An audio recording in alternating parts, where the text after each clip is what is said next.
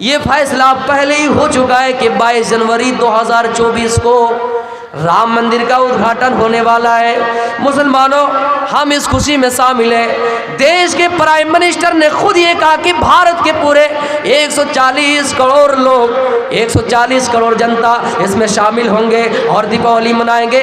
22 जनवरी को घुमघुमे जलाए जाएंगे, लाइटें जलाए जाएंगे, अगरबत्ती जलाए जाएंगे। हम खुश इसलिए हैं कि वहाँ पे किसी और का मंदिर नहीं बना है, बल्कि श्री रामचंद्र जी का मंदिर बना है। खुश हम इसलिए कि रामचंद्र जी तो वैसे इंसान थे जिन पर हमारा यकीन है कि रामचंद्र जी जब ओहदे की बात आए, जब लड़ाई की बात आई, जब सर पे ताज पहनने की बात आई, सर पे ताज रखने की बात आए, सिंहासन पर बैठने की बात आए, भाई भाई में विवाद हुआ, भाई भाई में फसाद हुआ, भाई भाई में लड़ाई की नौबत आए, तो रामचंद्र जी ने अपना सिंहासन छोड़ दिया, अपना नरम गरम बिस्तर छोड़ दिया, सर में ताज पहनना गवारा नहीं किया। मेरे भाइयों, आपने नरम गरम गद्दा छोड़ दिया, आपने इलाका छोड़ दिया, आपने मोहल्ला छोड़ दिया और रामचंद्र जी इस विवाद को खत्म करने के लिए वनवास चले गए। मेरे भाइयों, उस राम जी पर हमें वैसा ही यकीन है। हम खुश और होते कि रामचंद्र जी के लिए उस जगह को कानूनी तौर पर वह मंदिर बनाए जाते हैं। लेकिन मुसलमानों, आपसे इस बात की हम भरोसा आपको देकर जा रहे हैं, आपको खुशी इस बात की और मुबारकबाद पेश के जा रहे हैं। मुसलमानों, आप ये न सोचो वहाँ मंदिर बन रहा है, हमारी मस्जिदें छीन कर मंदिर बनाए जा रहे तो हम दुख में शामिल होंगे। नहीं नहीं, हमारा रामचंद्र जी पर वैसा यकीन है जो भारत में मुसलमानों की अकलियत है। भारत में मुसलमान मुट्ठी भर है। हमारा यकीन और ईमान तो ऐसा ही है कि रामचंद्र जी अगर 2024 का प्राइम मिनिस्टर होते, राजा होते, ये जो हम कम तादाद में, हमें डर नहीं लगता कि हमें कोई गोली से भोने, हम पर कोई तलवार चलाए, हम पर तीरों की बौछार करे, हमारी ये जो तादाद मुट्ठी भर है, आज हमें डर नहीं होता। अगर रामचंद्र जी इस दौर के राजा होते,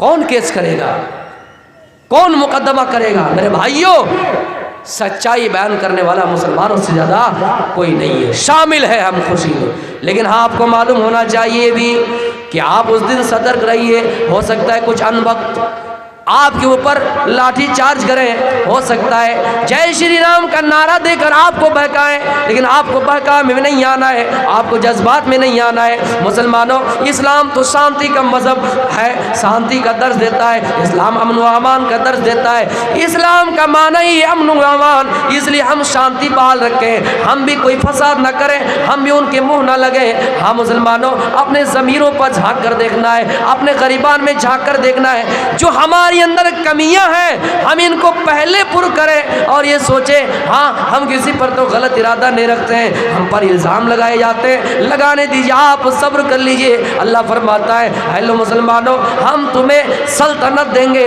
हम तुम्हें बादशाह देंगे। वला तहिनु वला तहज़नु व अंतुमुल आलौना इन कुंतुम मुमिनीन। हम तुम्हें बादशाह देंगे, हम तुम्हें बादशाह बनाएंगे, शर्त है कि अपने ईमान को मजबूत कर लो।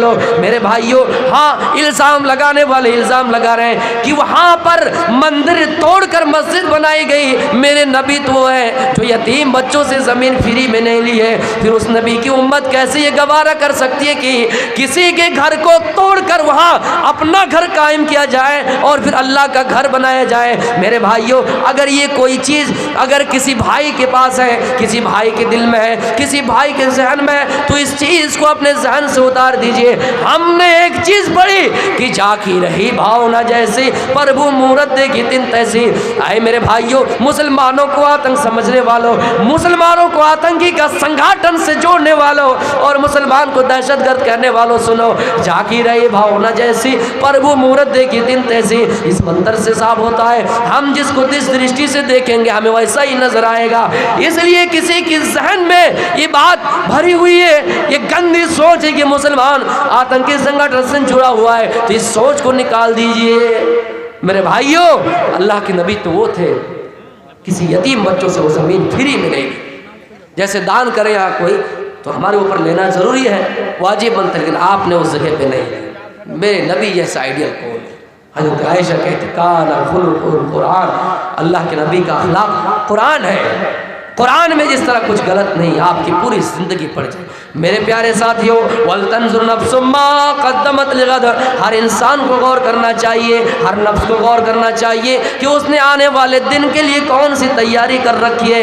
हज़रत उमर फ़ारूक रज़ियल्लाहु ताला अन्हु कुरान हाथ में लिए हुए हैं, सूरह तूर की आयत पढ़ रहे हैं, इन्ना अज़ाब रब्बिका लवाक़ि, यकीनन तेरे रब का अज़ाब होने वाला है। जब ये आयत पढ़ी तो कशी आई, बेहोश होकर ज़मीन में गिर गए, बेहोश हो गए मेरे प्यारे साथियों, फिर ज़मीन में गिर गए और बीमार पड़ गए। लोग हज़रत उमर फ़ारूक की इयादत करने के लिए आए। लोगों ने कहा उमर क्या हाल है, क्या ऐसा हो गया हो? हज़रत उमर कहते हैं अरे लोगों, मुझे इस आयत ने आज यहाँ तक पहुँचा दिया है, मुझे इस आयत ने बीमार कर दिया है। मेरे प्यारे साथियों, रब का अज़ाब बरक़ है। ये आयत पढ़ी उमर तो दिल की दुनिया बदल गई और हज़रत उमर बेहोश होकर उस जगह पे गिर गए। लोग इयादत करने के लिए आ रहे हैं। उसके बाद हज़रत उमर कहा करते लोगों, अल्लाह रब्बुल आलमीन अगर मुझे ना जन्नत दे ना जहन्नम दे, बल्कि बीचों बीच रख दे, मुझे बीच में रख दे। मेरे प्यारे साथियों, फिर भी उमर कह रहे कि मैं अपने रब से खुश हूँ। इतने बड़े सहाबी मेरे भाइयों, जलीलुल क़द्र सहाबी, मेरे भाइयों खलीफा सुम है, मेरे भाइयों रात की तारीख़ी में गश्त लगाने वाले, यतीमों की मदद करने वाले, देख रहा है कि किसके घर में चूल्हा जला है या नहीं, इन चीज़ों की खबर लेने वाले सहाबा का हाल ये अपने आप को बारगाह इलाही में पेश कर रहा और कह रहा है अय अल्लाह, ना तू मुझे जन्नत दे ना जहन्नम दे, बल्कि मुझे बीचों बीच रख दे। फिर भी उमर खुश है। मेरे प्यारे साथियों, यही उमर का हाल है। मिंबर पर चढ़े हुए, मिंबर रसूल पर चढ़े हुए और खुतबा दे रहे और ये कह रहे लोगों, अगर मैं तुम्हारे अंदर नाइंसाफ़ी करूं, अगर मैं उल्टी सीधी बातें क्या करूं तो बताओ तुम मेरा क्या करोगे?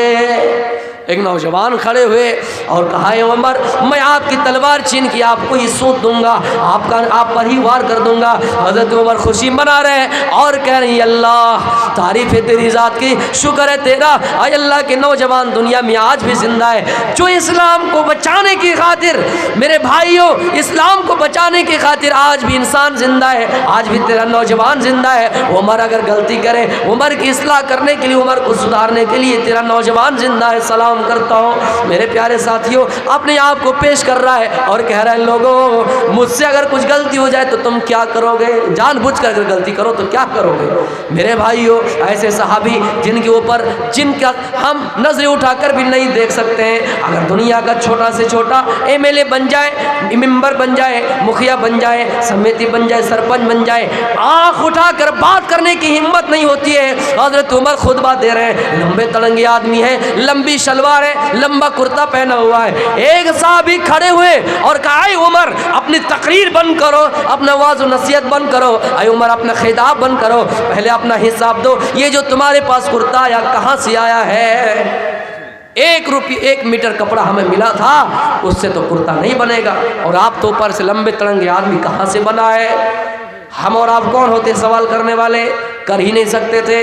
लेकिन हाँ, अगर कर भी देते तो क्या कहते? तुम कौन होते मुझसे सवाल करने वाले? हज़रत उमर कहते हैं, संजीदगी से कह रहे हैं, आए फला, ये देखो मेरा बेटा, मेरे बेटों को भी 1 मीटर का कपड़ा मिला है, हमको भी 1 मीटर का कपड़ा मिला है, हमने टेलर को दे दिया है, दोनों कपड़ों को जोड़कर 2 मीटर एक जगह पे जमा हुआ और उसी से हमारा कुर्ता बन गया। मेरे प्यारे साथियों, हज़रत उमर का ये हाल है, अपने आप का हिसाब दे रहे हैं। इसीलिए तो उमर का मशहूर कौल है, आए लोगों, हिसाब व किताब किए जाने से पहले अपना हिसाब व किताब कर लिया करो, इससे पहले कि तुम्हारा हिसाब व किताब लिया जाए। दुनिया में अपना हिसाब व किताब, अपनी नेकियों को तोल लो, अपनी नेकियों का वजन कर लो, अपने गुनाहों का वजन कर लो। मेरे भाइयों, इससे पहले कि क़यामत के दिन तुम्हारी नेकियां तोली जाए, तुम्हारी नेकियों का वजन हो। मेरे प्यारे साथियों, गौर कीजिए हज़रत अबू बकर सिद्दीक़ की ज़िंदगी पर कि एक लुक़मा हराम खाया तो दिल की दुनिया बदल गई। हज़रत उमर कुरान की एक आयत पढ़ी तो दिल की दुनिया बदल गई। ओ तकरीरें करने वालों और तकरीरें सुनने वालों, जलसे जुलूस में आए, तो इसमें शिरकत करने वालों और पूरी रात सुनने वालों, हाँ हम अमल कितना कर रहे हैं। हमारे यहाँ तो जलसे काम हो रहा है, ये जलसा बिहार में काफ़ी हो रहा है, लेकिन हाँ जलसे करने वाले कराने वाले सारे लोगों से एक वाकई की तरफ मैं आपको इशारा कर रहा हूँ और चौकन्ना कर रहा हूँ। आपने सुना होगा हज़रत अबू हुरैरा का नाम, मदीने जाते हैं, मदीने में भीड़ लग गई। अबू हुरैरा कोई हदीस सुनाओ, कोई हदीस सुनाओ। हज़रत अबू हुरैरा हदीस सुना रहे, एक सहाबी आए और कहा अबू हुरैरा आज ऐसी हदीस सुनाओ। आए अबू हुरैरा आज ऐसी हदीस सुनाओ जो तुमने अल्लाह के नबी से डायरेक्ट सुनी हो। हज़रत अबू हुरैरा हदीस सुना रहे और कह रहे फला है फला, आज मैं ऐसी हदीस सुना रहा हूँ जिनको मैंने अल्लाह के नबी से डायरेक्ट सुनी है। मेरे और अल्लाह के नबी के अलावा कोई तीसरा आदमी नहीं था। ये कह रहे और बेहोश होकर उसी जगह पे गिर जाते। सहाबाए किराम उठाते हैं और पानी उन्हीं के छींटे मारते हैं। अबू हुरैरा को होश आया, अबू हुरैरा को ख्याल आया। फिर अबू हुरैरा कह रहे हैं आज मैं ऐसी हदीस सुना रहा हूँ जिसको मैंने डायरेक्ट अल्लाह के नबी से सुनी हो। फिर बेहोश होकर ज़मीन में गिर जाते हैं। मेरे भाइयों लोग कहते हैं अबू हुरैरा छोड़ दो, आज हदीस मत सुनाओ, फिर किसी दिन सुना देना। अबू हुरैरा कहते हैं नहीं नहीं, आज मैं एक हदीस सुना रहा हूँ जिसको मैंने अल्लाह के नबी से डायरेक्ट सुनी हो। एक हदीस सुना रहे हैं, वह हाल क्या है, बेहोश होकर गिर जाते हैं। हम और आप पूरी रात तकरीर करते हैं, पूरी रात तकरीर सुनते हैं, लेकिन हमारी दिल की दुनिया नहीं बदलती है। मेरे भाइयों वो हदीस ये थी कि हाँ क़यामत के दिन जहन्नम को भड़काए जाएंगे। तीन किस्म के लोगों से, तीन किस्म के जहन्नमियों से जहन्नम को भड़काई जाएगी। मेरे भाइयों तीन किस्म के लोगों से जहन्नम भड़काई जाएगी। एक किस्म के लोग होंगे जो दुनिया में आलिम बनाए, दुनिया में हाफिज कुरान बनाए, दुनिया में आलिम कुरान बनाए, दुनिया में हाफिज बनाए, दुनिया में मौलवी बनाए, दुनिया में आलिम बनाए। और दूसरे किस्म के लोग होंगे जो शहीद होंगे, तीसरे किस्म के लोग होंगे जो दानी होंगे।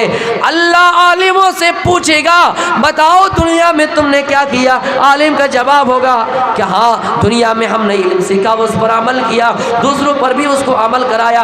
अल्लाह कहेगा अरे फला कारी तू झूठ बोल रहा है, तुमने तो दुनिया में इल्म इसलिए सीखा ताकि पूरे अररिया में तुम्हारा चर्चा हो जाए, पूरे अररिया वाले तुम्हें कारी कहें, पूरे अररिया वाले तुम्हें हाफिज कहें, पूरी दुनिया तुम्हें कहे कि तुम मौलवी हो, कहीं आलिम हो, कारी हो, हाफिज हो। मेरे भाइयों तुम्हें दुनिया में नाम कमाना मतलब था। अल्लाह कहेगा फला तू झूठ बोलता है, तेरा मकसद दुनिया में नाम कमाना था और लोगों ने नाम कमा लिया। ओ फरिश्तों आओ और इनको जहन्नम में धकेल दो, जहन्नम की तरफ घसीट कर फरिश्ते ले जाएंगे। तो मेरे प्यारे साथियों पता चला आलिम बने भी तो हम अल्लाह से दुआ करते रहिए अल्लाह हमारे अंदर फख्र ना हो, हमारे अंदर रियाकारी ना हो, हमारे अंदर गुरूर ना हो, हम अपने आप को बड़ा ना सोचे। और हाँ कोई हमारे दरबार में आए, कोई हमारे पास आए, हम उसको बैठने कहें, हम उसको अदब के तरीके से, हम उसको सही तरीके से बैठने के लिए कुर्सी पेश करें, अपने आप को बड़ा ना सोचे। मेरे भाइयों यकीन जानिए कितने ऐसे लोग हैं जो कुरान और हदीस से जुड़े हुए, मैं आलिम नहीं कहूँगा, मैं मदनी नहीं कहूँगा, मैं मुकर्रिर नहीं कहूँगा, लेकिन हाँ उसका रवैया देखिए, अपनों के अंदर ये गलती है इसलिए इसको सरेआम बयान नहीं किया जाएगा। लेकिन हाँ रहमान के बंदे तो हुई है जो ज़मीन में आहिस्ता चलते हैं और आपस में नरमी इख्तियार करते हैं। मेरे भाइयों वैसे आलिम को जहन्नम में डाल दिया जाएगा जो दुनिया में नाम कमाने के इल्म सीखा था। फिर शहीद को डाला जाएगा। अल्लाह पूछेगा शहीद से, शहीद कहेगा या अल्लाह मैं तेरी राह में लड़ता रहा, मैं तेरी राह में लड़ता रहा, लड़ता गया यहाँ तक कि मैं खुद शहीद हो गया, मेरी बीवी बेवा बन गई, मेरे बच्चे यतीम बन गए। अय अल्लाह मेरे घर का सहारा हम ही थे, मेरे घर का सहारा मैं ही था, घर का सहारा उड़ गया, घर की पीलरें तोड़ दी गई, घर के पिलर टूट गए। मेरे भाइयों वो अपने आप को ये कह रहे हैं अय अल्लाह मैं तेरी राह में लड़ता रहा। अल्लाह कहेगा शहीद तू झूठ बोल रहा है, तू तो इसलिए लड़ाई की, इसलिए जंग के मैदान में शामिल हुए ताकि लोग तुझे मुजाहिद कहें, ताकि लोग तुझे बहादुर कहें, तेरा चर्चा पूरे इंडिया में नहीं पाकिस्तान में भी हो, पूरे वर्ल्ड में हो, पूरी दुनिया में हो कि तुम कितने बड़े पहलवान हो, कितने बड़े ताकतवर हो। तू झूठ बोल रहा है। अल्लाह फरिश्तों से कहेगा, ओ फरिश्तों जाओ इसको भी जहन्नम में डाल दो। फिर मालदार को लाया जाएगा, दानी को लाया जाएगा, कहेगा अल्लाह, वो कहेगा हम माल से हमारे पास, हमने लुटाया, खर्च किया, सदका किया, ज़कात दी, सब कुछ किया, लेकिन अल्लाह कहेगा तू झूठ बोल रहा है, तेरा मकसद ये था कि दुनिया में नाम हो जाए। जब तक जलसे में ऐलान ना हो जाए तुम्हें चैन नहीं आ रहा, जब तक ऐलान ना हो जाए तुम्हें सुकून नहीं मिला।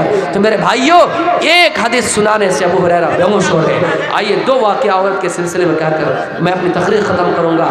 मेरे भाइयों, जिस तरह सहाबा इकराम ने कुर्बानियाँ दी है और अपनी ज़िंदगी के बारे में एहसास किया है, फिक्र आखिरत अपने दिल में समाये हुए हैं और बारगाह इलाही से हमेशा दुआ किए हुए हैं कि अल्लाह अज़ाब क़ब्र से बचा, जहन्नम के अज़ाब से बचा और जन्नत में ठिकाना बना दे।